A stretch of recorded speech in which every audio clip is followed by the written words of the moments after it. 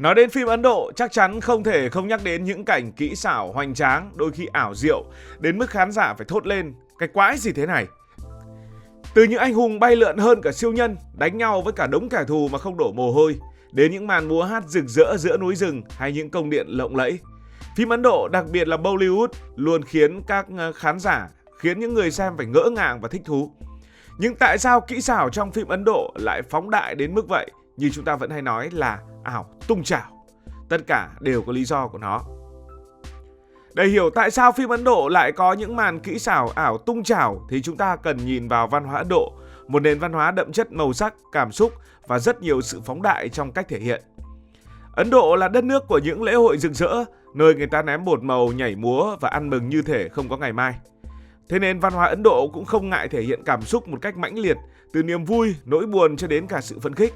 Điều này thấm sâu vào nghệ thuật và đặc biệt là điện ảnh. Một trong những yếu tố văn hóa lớn nhất ảnh hưởng đến phim Ấn Độ là những câu chuyện sử thi của Ấn Độ. Đây không chỉ là những tác phẩm văn học mà còn là nền tảng tinh thần của cả tỷ người Ấn Độ.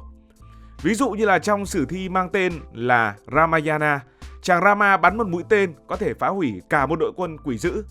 Hay trong sử thi có tên là Mahabharata, các chiến binh sử dụng vũ khí thần thánh để triệu hồi lửa, gió, thậm chí tiêu diệt cả một vương quốc.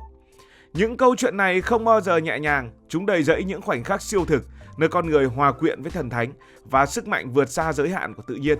Nói cách khác, người Ấn Độ đã quen với kiểu như vậy từ ngàn năm nay rồi. Điện ảnh Ấn Độ, đặc biệt là Bollywood, đã kế thừa cái tinh thần này. Khi chuyển thể các câu chuyện thần thoại hoặc lấy cảm hứng từ chúng, hoặc chẳng cần lấy cảm hứng từ chúng, thì các đạo diễn đã không ngần ngại sử dụng kỹ xảo để tái hiện những khoảnh khắc hoành tráng. Ví dụ như là trong phim Bahubali 2 vào năm 2017, nhân vật chính đã nhảy qua bức tường thành, bắn 3 mũi tên cùng một lúc, thậm chí dùng sức mạnh siêu phàm để nâng cả một cỗ máy chiến tranh khổng lồ. Cảnh này không chỉ là kỹ xảo, nó tái hiện tinh thần của những anh hùng thời sử thi của Ấn Độ, nơi không có gì là không thể. Ngoài thần thoại thì văn hóa Ấn Độ còn coi trọng cảm xúc.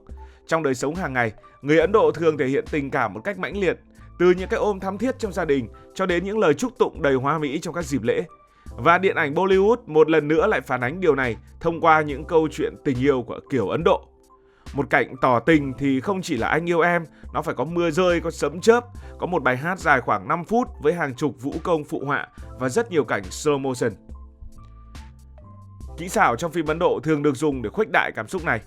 Trong các phim, bạn sẽ thấy rất nhiều những màn kỹ xảo mà tưởng như không ai có thể tin vào mắt mình. Dù không phải là những kỹ xảo quá phức tạp, nhưng cách sử dụng hình ảnh phóng đại này đã tạo cảm giác như cả thế giới đang cùng rung động với tình yêu của những người Ấn Độ. Và tất nhiên, làm phim thì phải có người xem và làm theo những gì người ta thích. Một yếu tố văn hóa khác không thể bỏ qua là thị hiếu của khán giả Ấn Độ. Với dân số hơn 1,4 tỷ người, Ấn Độ có một lượng khán giả khổng lồ từ thành thị cho đến nông thôn. Và để làm hài lòng tất cả, phim Ấn Độ thường phải to. To ở đây là to về cảm xúc, to về hành động và to về mọi thứ. Khán giả Ấn Độ, đặc biệt ở những vùng nông thôn, không đến rạp để xem những câu chuyện đời thường. Họ muốn đến rạp để xem những cái gì đó phi thường, muốn thấy những anh hùng bất khả chiến bại, muốn thấy những câu chuyện tình yêu vượt mọi rào cản, muốn thấy những màn kỹ xảo khiến họ phải há hốc mồm. Một vài con số thú vị có thể sẽ khiến bạn phải bất ngờ. Bollywood, tức là nền điện ảnh của Ấn Độ, sản xuất khoảng 1.200 cho đến 1.500 phim mỗi năm, gấp đôi Hollywood.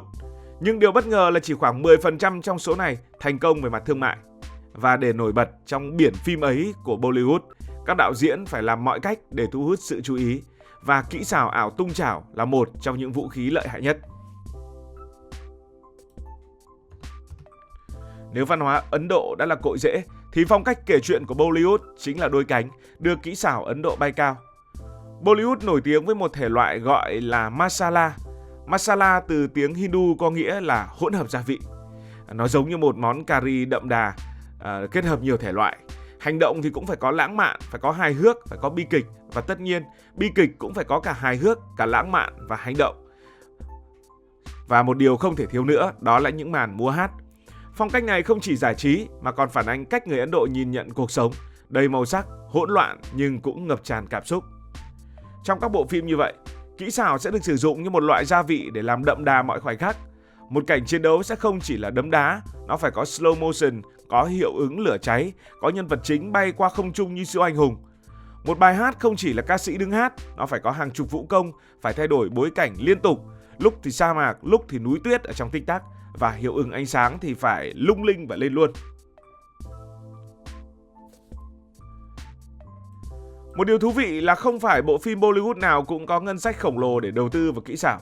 Trong khi những bom tấn, ví dụ như là phim Bahubali, có ngân sách khoảng 40 triệu đô la Mỹ, sử dụng kỹ xảo chất lượng cao. Nhiều bộ phim nhỏ hơn lại sử dụng những loại kỹ xảo rẻ tiền. Điều này dẫn đến những cảnh kỹ xảo trông hài hước mà khán giả quốc tế thường chế giễu, ví dụ như là nhân vật bay lượn với phông nền rõ ràng là phông xanh, hay hiệu ứng cháy nổ trông như được làm bằng phần mềm chỉnh ảnh cơ bản. Nhưng đây chính là sự thật bất ngờ, bởi vì ngay cả những kỹ xảo rẻ tiền và trẻ con như vậy cũng vẫn được khán giả Ấn Độ yêu thích. Lý do là gì? Lý do là bởi họ không quá quan tâm đến độ chân thực. Với nhiều người, phim là để mơ mộng, phim không phải là nơi phân tích kỹ thuật và phim là phải ảo. Một khảo sát từng được thực hiện tại Ấn Độ cho thấy 65% khán giả Ấn Độ, khán giả Bollywood đánh giá cao giá trị giải trí hơn là tính thực tế của phim. Vì vậy, những cảnh kỹ xảo càng ảo càng khiến họ cười, càng khiến họ phấn khích và càng được coi là thành công. Nhắc đến kỹ xảo của Bollywood thì không thể không nhắc đến một vị đạo diễn có tên là Rajamouli, người được mệnh danh là ông vua kỹ xảo của điện ảnh Ấn Độ. Bộ phim Bahubali của ông đã thay đổi cách thế giới nhìn về phim Ấn Độ. Với ngân sách tổng cộng 70 triệu đô, ông sử dụng hơn 4.500 cảnh kỹ xảo, từ những trận chiến hoành tráng với hàng ngàn chiến binh đến cảnh thác nước khổng lồ cao hơn 500 mét.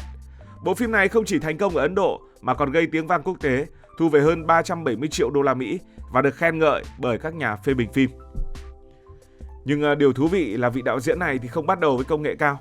Trong những bộ phim đầu sự nghiệp của mình, ông sử dụng ngay cả những kỹ xảo đơn giản nhưng đặc biệt là phải sáng tạo để tái hiện các trận chiến thời xưa. Bí quyết của ông ư? Ông nói rằng ông không cố làm kỹ xảo cho giống Hollywood và ông muốn khán giả cảm nhận được câu chuyện, không phải là phân tích hiệu ứng. Chính cách tiếp cận này đã khiến các bộ phim của ông trở thành biểu tượng của phong cách kể chuyện phóng đại của Ấn Độ. Để hiểu rõ hơn về sức hút của kỹ xảo Bollywood, hãy cùng điểm qua một vài con số và sự thật thú vị. Đầu tiên là sản lượng khổng lồ. Như đã nói, Bollywood sản xuất từ 1.200 cho đến 1.500 bộ phim mỗi năm, nhiều hơn bất kỳ nền điện ảnh nào khác ở trên thế giới. Nhưng chỉ khoảng 100 cho đến 150 phim trong số này có ngân sách đủ lớn để đầu tư vào kỹ xảo chất lượng cao. Sự thật thú vị tiếp theo, Bollywood không chỉ phục vụ khán giả Ấn Độ. Phim Ấn Độ được xuất khẩu sang hơn 90 quốc gia, với thị trường lớn nằm ở Trung Đông, Đông Nam Á và cả châu Phi. Tại Nigeria, phim Bollywood thậm chí còn phổ biến hơn cả phim của Hollywood. Bạn đã xem một bộ phim Ấn Độ nào chưa? Sự thật thú vị kế tiếp liên quan đến thời lượng rất dài.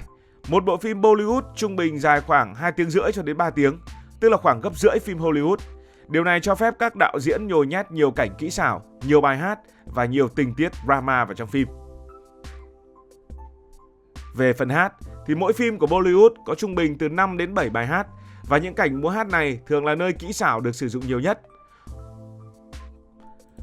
Tóm lại thì kỹ xảo ảo tung trào ở trong phim Ấn Độ không chỉ là một lựa chọn đơn thuần về mặt kỹ thuật, mà nó là sản phẩm của văn hóa, người Ấn Độ thích vậy, sản phẩm của thị hiếu, người Ấn Độ yêu kiểu vậy, sản phẩm của phong cách kể chuyện độc đáo theo kiểu Bollywood, bởi vì phong cách của người Ấn Độ là phải thế. Từ những câu chuyện sử thi đầy thần thánh, những cảm xúc mãnh liệt của người Ấn, cho đến những thể loại tất cả trong một, kỹ xảo trở thành công cụ để khuếch đại mọi khoảnh khắc, khiến khán giả cười cũng được, khóc cũng được, reo hò cũng được.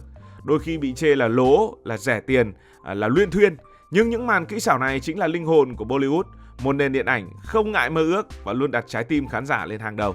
Còn bạn nghĩ sao về kỹ xảo trong phim Ấn Độ? Hãy để lại ý kiến của bạn dưới phần bình luận. Cảm ơn vì đã quan tâm theo dõi câu chuyện này. Nếu cảm thấy thú vị, bạn có thể nhấn nút đăng ký kênh, bật chuông thông báo và chia sẻ. Còn bây giờ thì xin được nói lời chào tạm biệt.